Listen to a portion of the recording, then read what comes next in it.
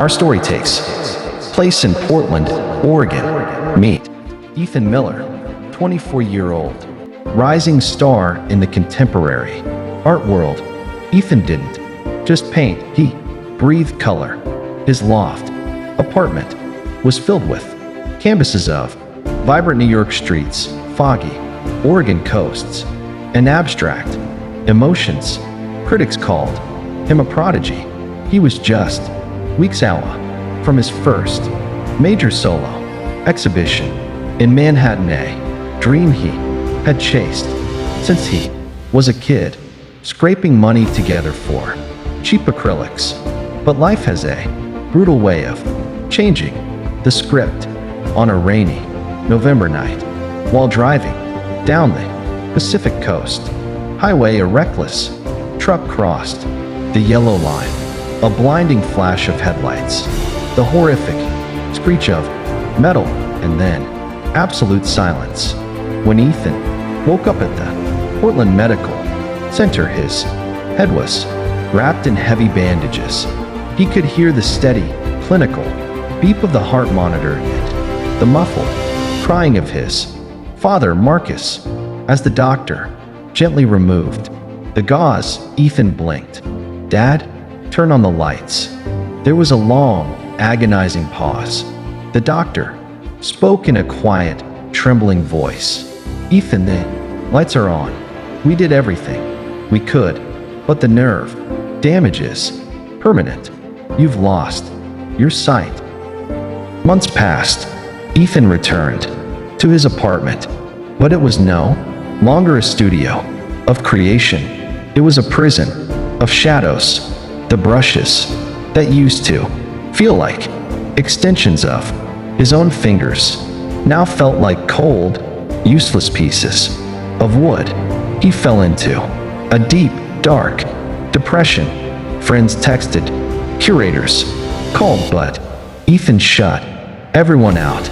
He spent his days sitting on the floor in the dark, staring into nothingness. The toxic loop in his mind kept playing. An artist when can't see is a bird without wings. You are done. One afternoon, his father Marcus walked into the room. He placed a blank 24 by 36 canvas and a palette knife in Ethan's lap. Ethan snapped. He threw the canvas across the room, smashing a lamp. "Stop it, Dad. Look at me. I'm blind. I can't even find my own shoes. And you want me to paint? The dream is dead." Marcus didn't yell. He walked over, picked up the canvas, set it back on Ethan's knees, and said, "Son, sight happens in the eyes, but vision happens in the soul. The accident took your eyes. Ethan, don't let it take your vision." Ethan started taking walks at a local park near the Willamette River just to escape his own thoughts. Every day, he sat on the same wooden bench, and every day he noticed the heavy rhythmic thud of someone walking with a prosthetic leg. It was Chief Miller, no relation, a retired U.S. Marine who had lost his left leg in a deployment overseas. One day, Chief sat next to him. "You smell like turpentine and regret. Kid, what's your story?" Ethan, bitter, replied, "I used to be an artist. Now I'm just a guy who bumps into walls." Chief chuckled, a deep, weathered sound. "When an IED took my leg in Fallujah, I thought my life was over too. I thought a soldier without a leg is no soldier at all. But then I realized the leg was just a tool. My courage, my discipline, my tactical mind, that was still inside me. Your eyes are just tools. Kid, what made you a great artist was how you felt the world. Chief became Ethan's mentor. He taught him how to retrain his senses. He told him that when you lose one sense, the human brain adapts, making the others superweapons. Don't look at the paint, Ethan. Feel it, smell it, taste the texture of the canvas. Ethan went back to the studio, but this time he didn't try to see. He tried to feel. He organized his paints by scent and texture. He mixed essential oils into his tubes: peppermint for bright cerulean blue, lavender for deep violet, coffee grounds for rich, earthy browns. He ran his bare hands across the canvas, memorizing the boundaries, mapping out the geography of his mind in the dark.